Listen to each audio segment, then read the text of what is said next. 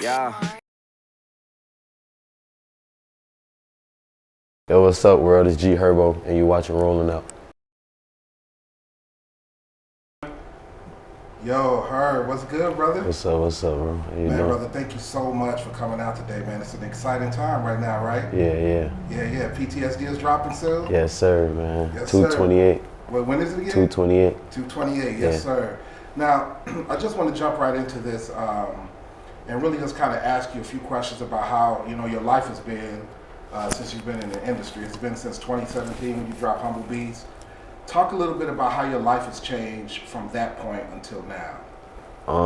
I think from 2017 to now, my life changed the most probably because, it changed the most with maybe adjusting from like normal life, you know what I'm saying? Because that's why I really named my debut album Humble Beats, because I'm really like humble, but like coming from where I come from and like the accomplishments that I made, like those not really easy to come by, and a lot of people don't see it where I come from, and I had to adjust to that. So I had to really like kind of mature in a way where I had to behave myself a certain way to, even get this far. So I feel like it's been more so just me adjusting, you know what I'm saying, and maturing in life. Yeah, you mentioned where you come from, so tell everybody where you come from. I'm from the east side of Chicago, man, 79th Street. Man. 79th and Essence. I come from the east side, all over. Yes, sir. Talk about how growing up there has created a herd. Like, how did that create you? I mean, everything. Like, I feel like I owe pretty much majority of everything I am to being from the east side of Chicago, and everything I had to overcome, everything I experienced as a, as a teenager that kind of made me think and behave like an adult in a lot of ways, you know what I'm saying? I started taking care of myself at 16, 17 years old. By the time I was 18, I felt like I was a real fully grown man, but I really was like, you grown at 18, but you still a kid, you still adjusting to life, you know what I'm saying? That's why your parents still may look at you like a kid at 18, because you got so much more life, so much more to learn.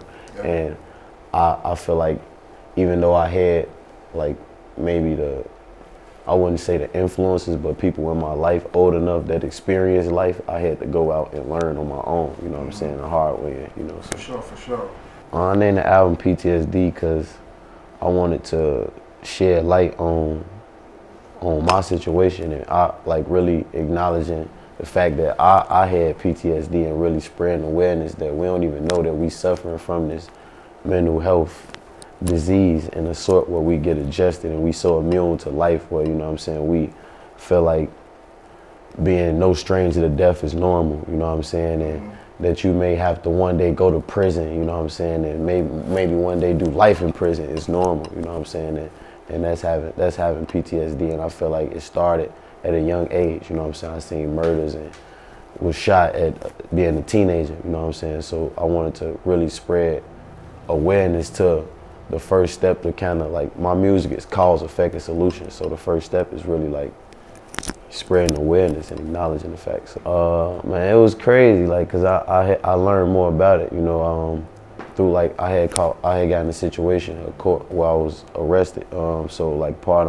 not even part of my court conditions, my lawyer just recommended that I go see a therapist, and I went.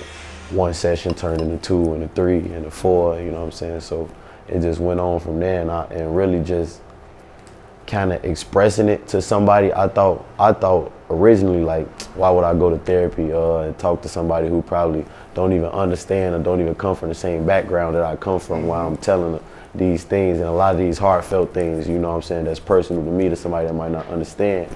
But it's good to do that. I recommend it to people because I feel like explaining that, you put people into your world where these are some of the things they could never even imagine happening. I explain to her some things that she probably only heard or seen on movies, and this is my reality, This has been my reality since I was a teenager, since I was a kid, So I feel like it is something that I feel like is important, and I would recommend it to somebody like myself.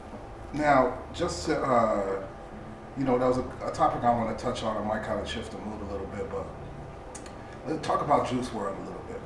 Like, what were your feelings, around that situation, and You know, how do you feel about him being gone and everything?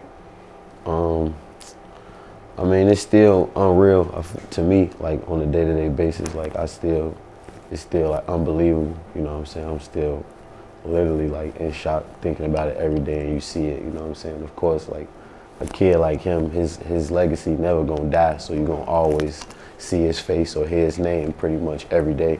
But really, just I don't know. I always been like I said earlier, like I'm no stranger to death.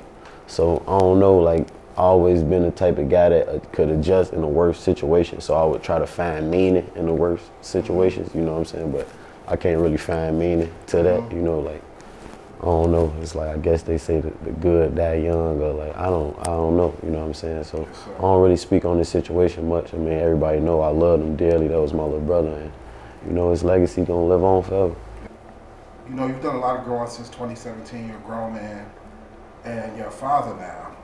Yeah. Talk about what it's like being a father right now. Oh man, everything, man. You know, I feel like every step that I take, you gotta really like think about, you know what I'm saying, your kid. So I feel like my life revolve around my son now, or, you know what I'm saying, I gotta make sure I'm making time, or I gotta go, you know, see my son, and you know, he a kid, so he's learning now, he a sponge, so it's like, I feel like that's everything, it's the biggest blessing, and I didn't really understand, like when people say, oh man, you never experienced true love till you have a kid, but yeah.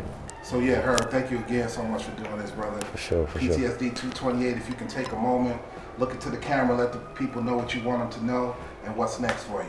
Oh man, I'm excited for the world to hear this project, and PTSD tour kicking off 228, same day as the project, so I'm excited for that, man. And I just want my fans to just stay along on this journey with me, because I'm gonna keep up the momentum, you know what I'm saying? That's what I want my fans to know. First and foremost, you know what I'm saying, that it's gonna be a long journey, and I'm excited. Yo, what's up, man? It's Herbo, and you watching Rolling Out. Baby foreigns in this shit. Gucci Fendi shoes, he ain't worn in this shit. Yeah, it's daddy rich. Big old yellow diamonds look like corn in my shit.